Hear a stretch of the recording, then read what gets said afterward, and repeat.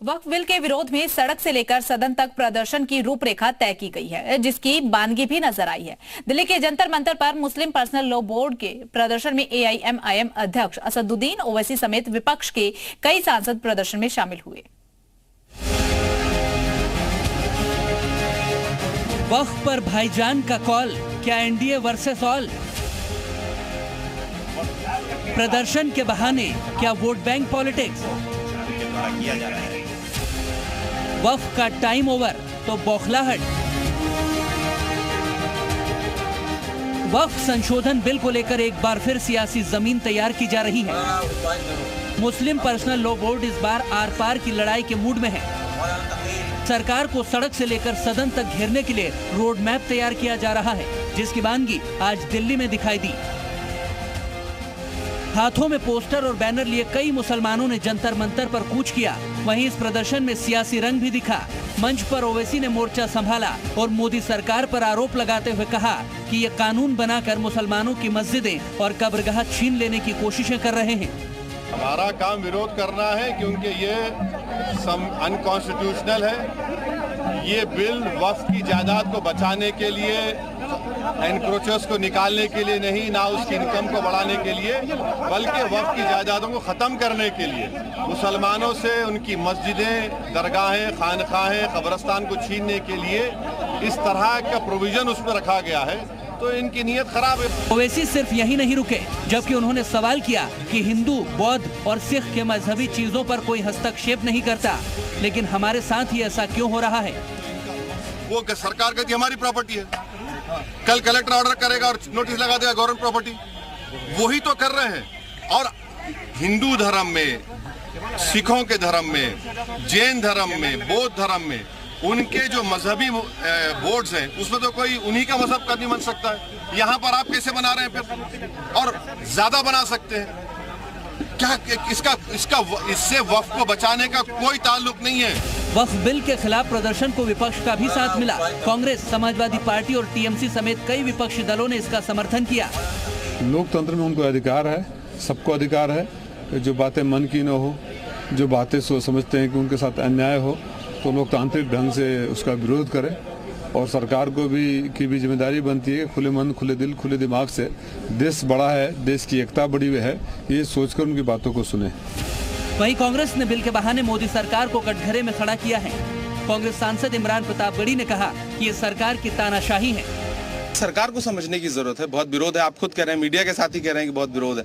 ऐसे में सरकार जो तानाशाही थोपने की कोशिश कर रही है, उसके खिलाफ लोकतांत्रिक तरीके से अगर संस्थाएं विरोध कर रही हैं तो अच्छी बात है, विरोध करना चाहिए।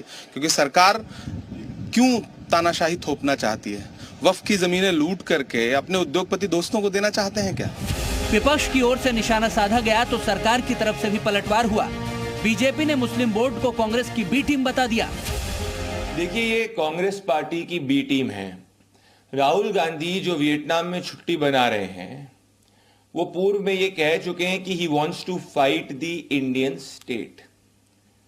जब राहुल गांधी को ये समझ में आ चुका है कि उनको जन समर्थन वो नहीं जीत पा रहे हैं, तो वो स्ट्रीट वीटो के तहत स्ट्रीट पर वोट बैंक को खुश करने के लिए घेराव करने का प्रयास कर रहे हैं। वक्फ बिल पर मुसलमानों में भी मतभेद दिख रहा है। मुस्लिम पर्सनल लॉ बोर्ड पर मौलाना बरेलवी भड़क गए। उन्होंने आरोप लगाया कि बोर्ड अपने मकसद से भटक चुका है। बोर्ड को सियासी पार्टियों ने हाईजैक कर लिया है।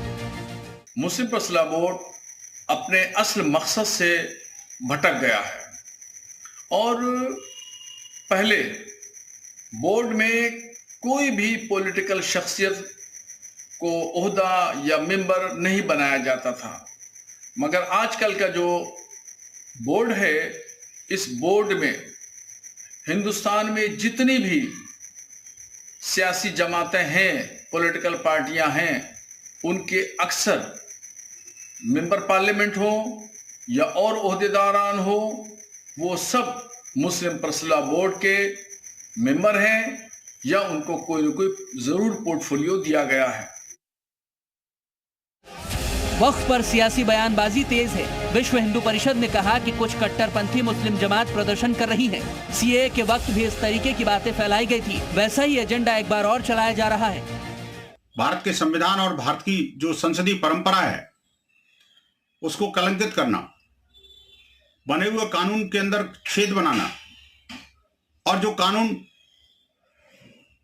जनता के लिए हितकारी है उसका दुष्प्रचार करके उसको अहितकारी साबित करने की कोशिश करना, ये आज भारत के विपक्ष और इस्लामिक इन जिहादी संगठनों की एक रणनीति सी बन गई है।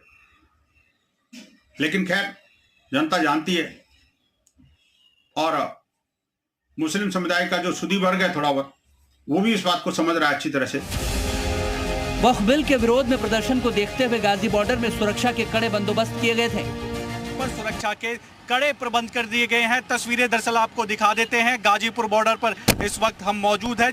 यहीं से सीधा दिल्ली के लिए रास्ता जाता है, क्योंकि जंतर मंतर पर जो है प्रदर्शन के लिए आह्वान किया गया है मुस्लिम समाज से, जो सामाजिक संगठन है और जो विपक्ष के लीडर हैं दरअसल उनको बुलाया गया। अब ऐसे में ये विजुअल आपको दिखा देते हैं। दिल्ली पुलिस यहाँ पर पूरी तरह से दरअसल मुस्तैद है। सुरक्षा के कड़े प्रबंध किए गए हैं ताकि अगर यहाँ से बड़ी संख्या में लोग पहुँचते हैं तो उनको दरअसल गाजीपुर बॉर्डर पर ही रोक लिया जाए।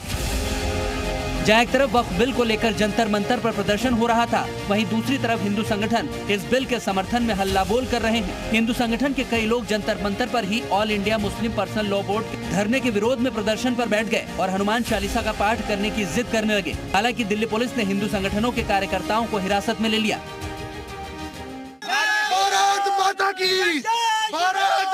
धरना प्रदर्शन पर बैठ गए। धरना प्रदर्शन पर बैठ गए। भारत माता की, भारत माता की।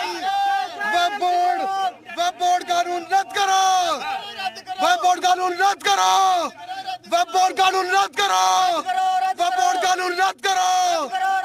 हिंदुओं के सम्मान में, हिंदुओं के सम्मान में अपनी जमीन जायदाद को बचाने के लिए वक्फ पर सियासी तलवारें खिंच चुकी हैं। एक तरफ सरकार है तो दूसरी तरफ विपक्ष। वहीं इस मुद्दे पर कई मुस्लिम मौलाना सरकार के साथ हैं तो कई विरोध में। आने वाले वक्त में इस पर और भी सियासी बवाल होने की उम्मीद जताई जा रही है। ब्यूरो रिपोर्ट, जी मीडिया।